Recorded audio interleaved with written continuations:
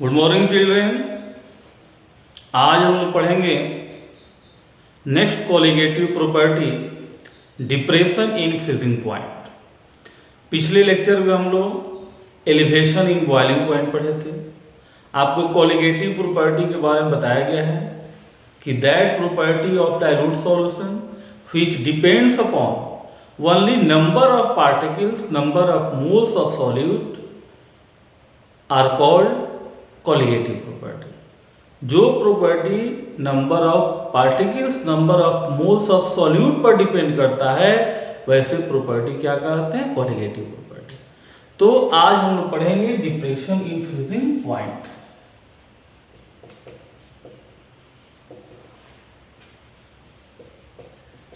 Freezing point क्या होता है?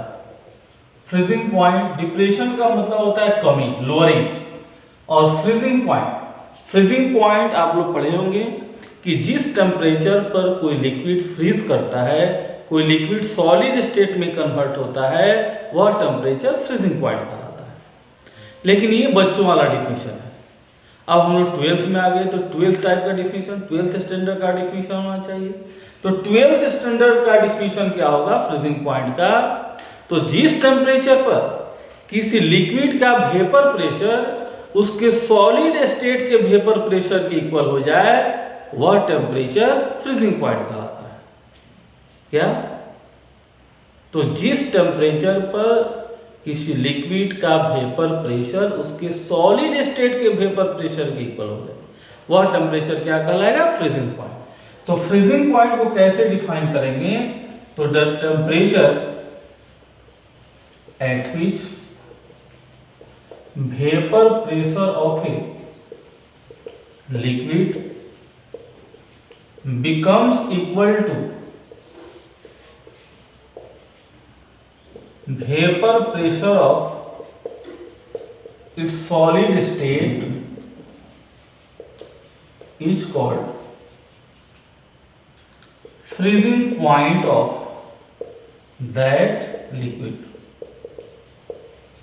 ठीक है, जिस टेम्परेचर पर वेपर प्रेशर ऑफ लिक्विड किसके बराबर हो जाए तो vapour pressure of its solid state is called freezing point. जिस टेम्परेचर पर लिक्विड का वेपर प्रेशर उसके सॉलिड स्टेट के वेपर प्रेशर के बराबर होता है वह फ्रीजिंग पॉइंट होता है। फ्रीजिंग पॉइंट को हम ऐसे भी डिफाइन कर सकते हैं कि the temperature at which liquid state and solid state of that liquid both are in equilibrium। जिस टेम्परेचर पर कोई लिक्विड अपने सॉलिड स्टेट के साथ इक्विलिब्रियम में हो उस टेम्परेचर को भी हम लोग क्या कहते हैं? Freezing point. तो ये एक और डिफिनेशन, एक नया डिफिनेशन और हम लोग जाने कि जिस टेम्परेचर पर किसी लिक्विड का उसके सॉलिड स्टेट के साथ इक्विलिब्रियम हो, यानी लिक्विड और सॉलिड उसका सॉलिड स्टेट दोनों जिस टेम्परेचर पर इक्विलिब्रियम में हो, यानी इक्विलिब्रियम का मतलब कि लिक्विड का सॉलिड में कन्वर्ट होने का रेट और सॉलिड का लिक्विड में कन्वर्ट होने का रेट दोनों जिस टेम्परेचर पर इक्वल हो वह कहलाता है फ्रीजिंग पॉइंट। जैसे देखिए हम लोग वाटर और आइस की बात करें, वाटर लिक्विड स्टेट है और आइस इसी का सॉलिड स्टेट है। 0 डिग्री सेल्सियस टेम्परेचर पर दोनों इक्विलिब्रियम में होता है, यानी 0 डिग्री सेल्सियस पर वाटर भी आइस में कन्वर्ट होता है और आइस भी वाटर में कन्वर्ट होता है। यानी 0 डिग्री सेल्सियस पर इसका लिक्विड स्टेट और सॉलिड स्टेट दोनों इक्विलिब्रियम में है तो 0 डिग्री सेल्सियस क्या कहलाएगा? Freezing point. जिस टेम्परेचर पर लिक्विड स्टेट और उसका सॉलिड स्टेट दोनों क्या इक्विलिब्रियम। तो ये हम लोग देखिए फ्रीजिंग पॉइंट के बारे में। फ्रीजिंग पॉइंट क्या है? हम लोग को पढ़ना है डिप्रेशन इन फ्रीजिंग पॉइंट। हम लोग relative lowering in vapour pressure पढ़े हैं। क्या पढ़े हैं कि यदि किसी प्योर सॉल्वेंट में एक ऐसा सॉल्यूट मिलाते हैं जो नॉन वोलाटाइल हो और नॉन इलेक्ट्रोलाइट हो तो वेपर प्रेशर डिक्रीज कर जाता है। ठीक है, प्योर सॉल्वेंट की अपेक्षा सॉल्यूशन का वेपर प्रेशर, सॉल्वेंट में सॉल्यूट मिलाएंगे तो क्या बनेगा, सॉल्यूशन। तो प्योर सॉल्वेंट की अपेक्षा सॉल्यूशन का वेपर प्रेशर क्या होगा, कम होगा। ठीक है, यानी प्योर सॉल्वेंट और सॉल्यूशन में किसका वेपर प्रेशर कम होगा, तो सॉल्यूशन का वेपर प्रेशर कम होगा और सॉल्वेंट का वेपर प्रेशर अधिक होगा। ठीक है, अब वेपर प्रेशर डिक्रीज करेगा। हम लोग जानते हैं कि वेपर प्रेशर टेम्परेचर पर डिपेंड करता है। टेम्परेचर यदि बढ़ाएंगे तो वेपर प्रेशर बढ़ेगा और टेम्परेचर घटाएंगे तो वेपर प्रेशर घटेगा। तो वेपर प्रेशर घट रहा है तो टेम्परेचर भी क्या करना पड़ेगा, घटाना पड़ेगा, इसलिए फ्रीजिंग पॉइंट घट जाता है। एक बार फिर देखिए, प्योर सॉल्वेंट की अपेक्षा सॉल्यूशन का वेपर प्रेशर कम होगा और वेपर प्रेशर टेम्परेचर पर डिपेंड करता है। टेम्परेचर बढ़ाएंगे तो वेपर प्रेशर बढ़ेगा, उसी तरह टेम्परेचर घटाएंगे तो वेपर प्रेशर घटेगा। तो वेपर प्रेशर घटेगा मतलब टेम्परेचर भी घटेगा। तो जब वेपर प्रेशर घट रहा है तो टेम्परेचर भी क्या होगा, घटेगा, इसलिए फ्रीजिंग पॉइंट क्या हो जाएगा, सॉल्यूशन का प्योर सॉल्वेंट से कम हो जाएगा। यानी प्योर सॉल्वेंट और सॉल्यूशन में किसका फ्रीजिंग पॉइंट कम होगा, तो सॉल्यूशन का। क्यों, तो सॉल्यूट मिलाने के चलते। कैसा सॉल्यूट मिलाने के चलते, तो नॉन वोलेटाइल सॉल्यूट मिलाने के चलते। अब इसको एक ग्राफ द्वारा समझते हैं। जैसे मान लीजिए यहाँ वेपर प्रेशर रखते हैं और यहाँ टेम्परेचर रखते हैं केल्विन में। प्योर सॉल्वेंट का ये हो गया ग्राफ, और प्योर सॉल्वेंट से सॉल्यूशन का वेपर प्रेशर कम होता है, तो ये प्योर, ये सॉल्यूशन का हो गया, यह हो गया सॉल्यूशन, यह प्योर सॉल्वेंट। अब ये प्योर सॉल्वेंट जो है यह लिक्विड स्टेट में है और ये सॉल्यूशन भी लिक्विड स्टेट में। ठीक है, अब यह प्योर सॉल्वेंट का यदि सॉलिड स्टेट में ग्राफ देखें तो मान लीजिए इसका ये सॉलिड स्टेट में ग्राफ है। ठीक है, तो ये हो गया सॉलिड स्टेट, सॉलिड सॉल्वेंट।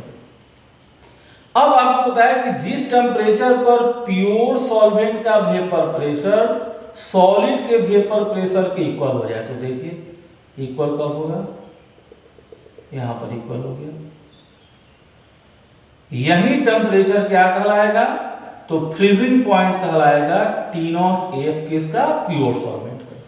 एक बार फिर देखिए, यह प्योर सॉल्वेंट के वेपर प्रेशर का ग्राफ है और यह सॉलिड सॉल्वेंट का, यानी सॉल्वेंट के सॉलिड स्टेट का।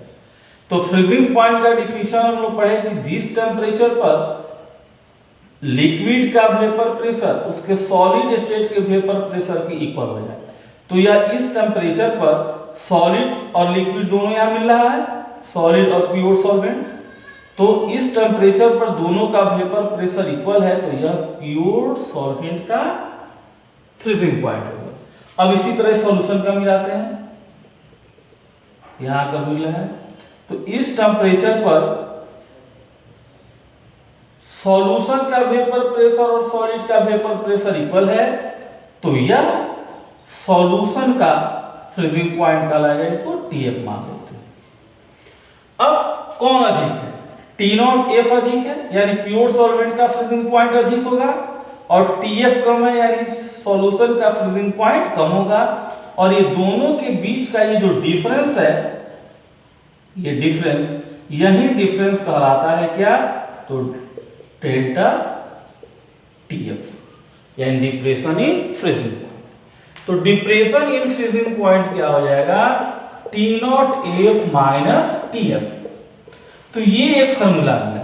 यहां डेल्टा TF क्या हो गया, यह delta TF is depression in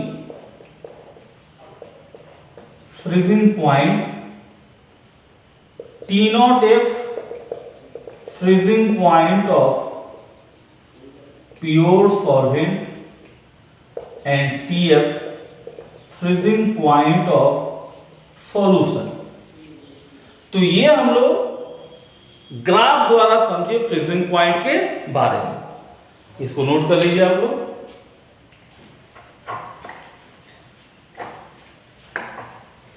अब depression in freezing point clear हो गया होगा।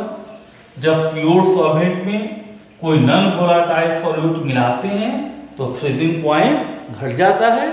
उसी फ्रीजिंग पॉइंट में जो कमी आती है उसी को डिप्रेशन इन फ्रीजिंग पॉइंट कहते हैं। कैसे डिफाइन करेंगे? तो the decrease in freezing point due to addition of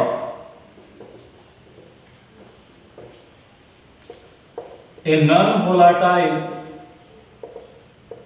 solute to pure solvent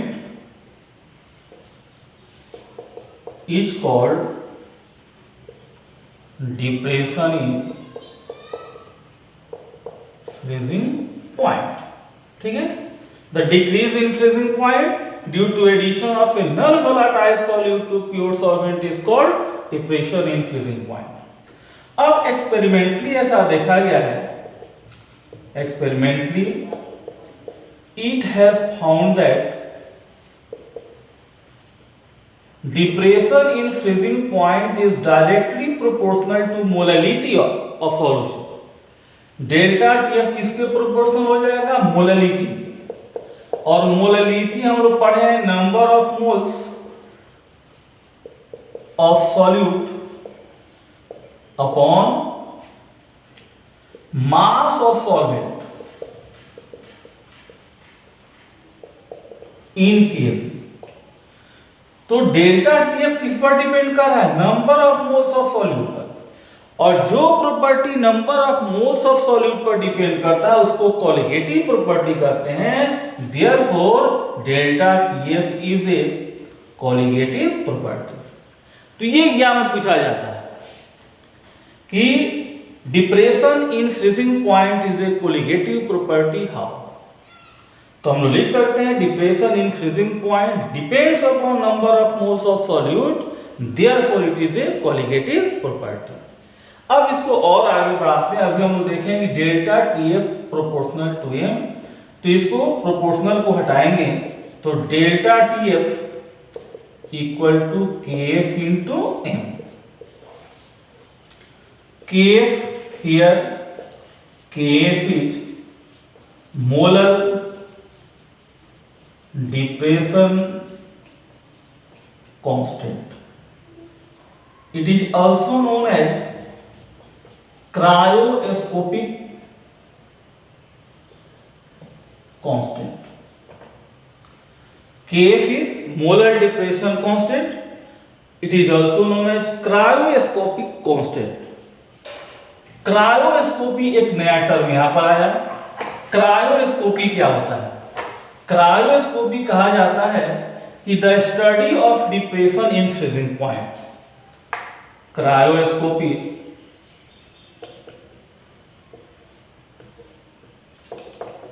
the study of depression in freezing point को क्रायोस्कोपी कहा जाता है, इसलिए इस कांस्टेंट को क्रायोस्कोपिक कांस्टेंट भी कहते हैं। अब जरा देखें KF के बारे में। तो यदि इस फॉर्मूला से अभी हम लोग देखेंगे delta TF equal to KF into M। यदि M का वैल्यू 1 हो, if M equal to 1, molality 1 हो, तो मोलैलिटी 1 होगा तो डेल्टा TF इक्वल टू क्या हो जाएगा? KF हो जाएगा। तो कैसे डिफाइन करेंगे KF को? तो the depression in freezing point when molality of the solution is 1। यदि सॉल्यूशन की मोलैलिटी 1 हो तो डिप्रेशन इन फ्रीजिंग पॉइंट को ही क्या कहेंगे? KF कहेंगे। क्लियर? कैसे डिफाइन करेंगे KF को? तो if molality of the solution is 1 then delta TF, that is depression in freezing point, is called KF, molar depression constant। अब मोलैलिटी 1 का होगा तो मोलैलिटी इक्वल टू होता है number of moles of solute upon mass of solvent. यदि 1 kg solvent में 1 मोल solute उपस्थित हो तो उसको हम लोग क्या कहेंगे, मोलिलिटी 1 है उसकी। तो 1 kg सॉल्वेंट में 1 mole non volatile non electrolyte solute मिलाने पर डेल्टा टीएफ जो होगा डिप्रेशन इन फ्रीजिंग पॉइंट, इसी को क्या कहेंगे, मोलर डिप्रेशन कांस्टेंट। यानी केएफ को कैसे डिफाइन करेंगे, तो the decrease in freezing point due to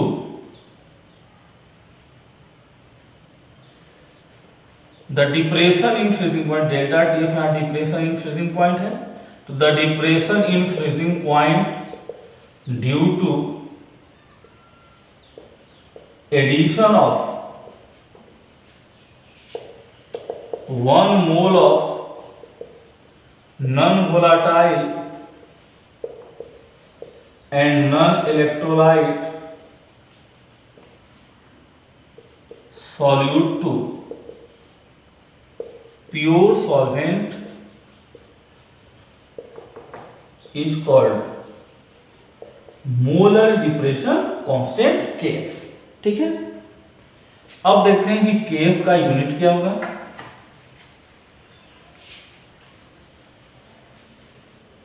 non volatile non electrolyte solute to, यहां थोड़ा सा ऐड कर लेंगे, 1 kg of pure solvent. Okay,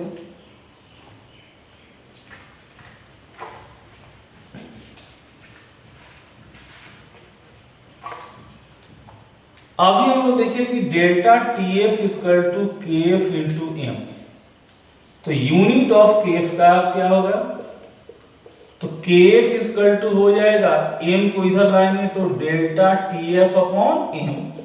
delta T temperature है, इसका केल्विन होता है, और मोलरिटी का मोल पर केजी, तो केजी ऊपर चला जाएगा तो केल्विन केजी पर मोल। जो केबी का यूनिट है वही केएफ का यूनिट है, यूनिट ऑफ केएफ और केबी सेम होता है।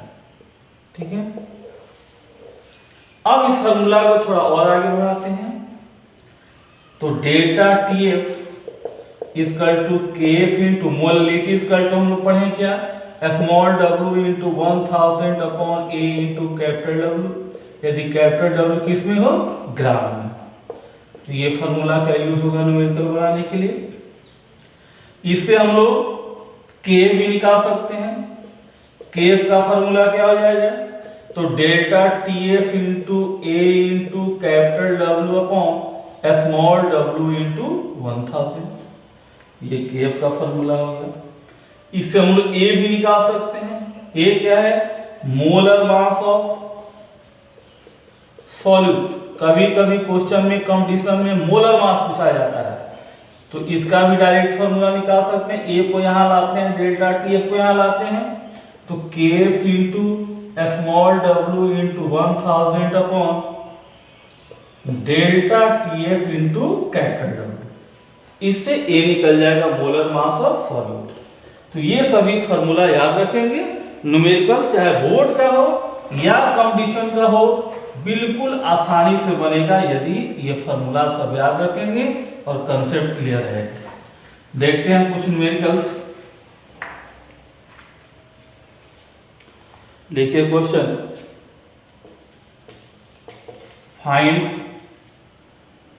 Freezing point of solution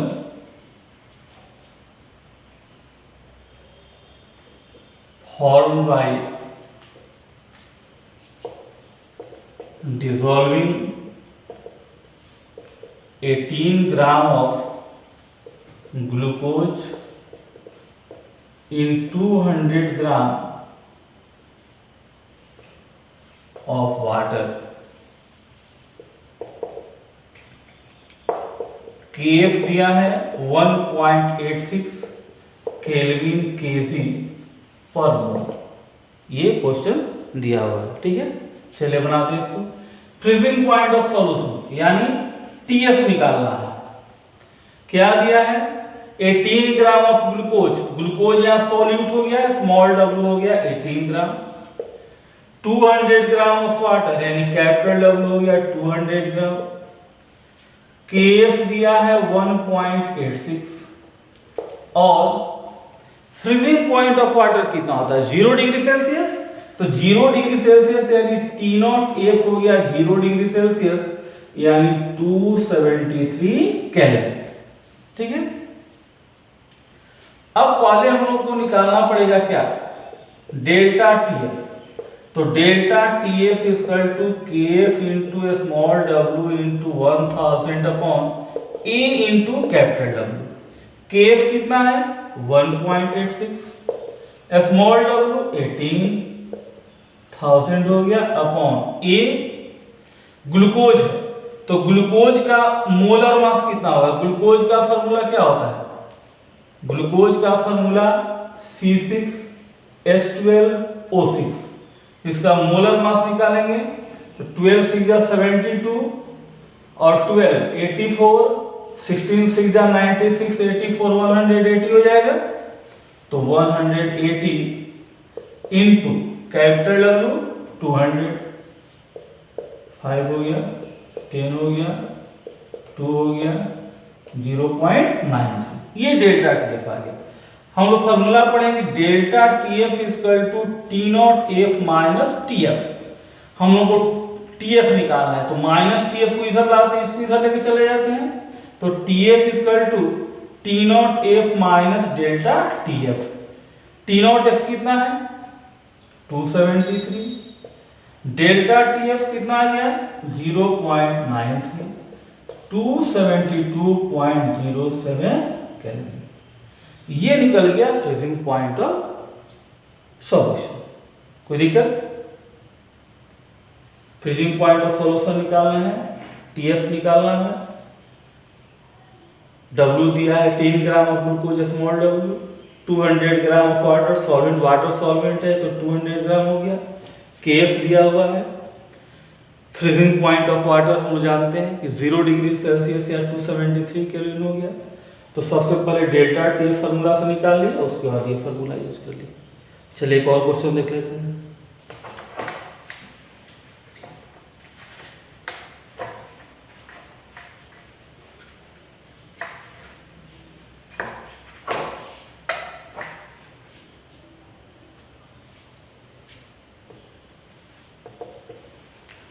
The depression in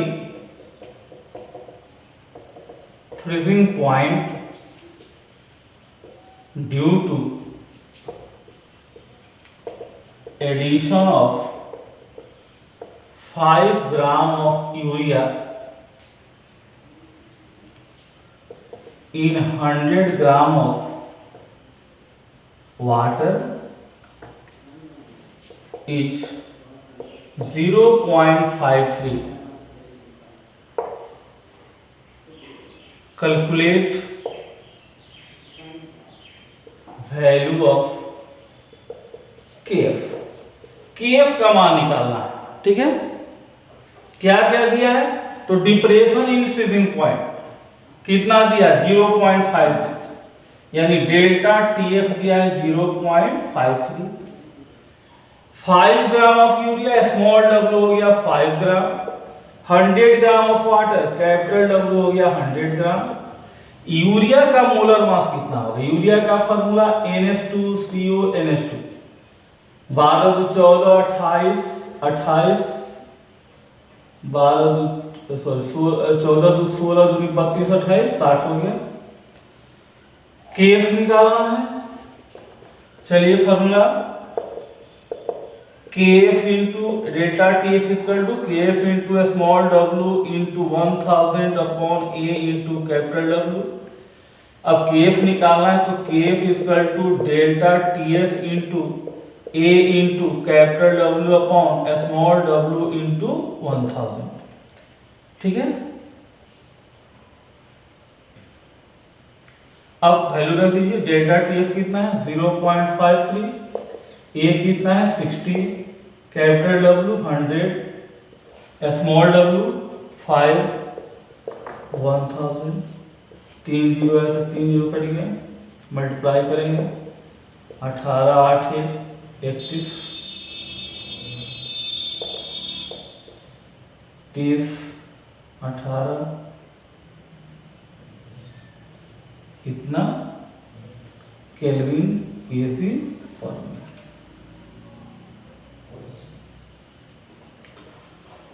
तो अब डिप्रेशन इन फ्रीजिंग पॉइंट का कोई भी न्यूमेरिकल आप लोग बना सकते हैं, फार्मूला और कंसेप्ट क्लियर रहना चाहिए। तो इस तरह देखिए डिप्रेशन इन फ्रीजिंग पॉइंट। अगले लेक्चर में हम लोग ऑस्मोटिक प्रेशर देखेंगे। आप लोग याद रखेंगे संजीव मिश्रा संस्कार वाले चैनल को लाइक शेयर एंड सब्सक्राइब करें। Thank you.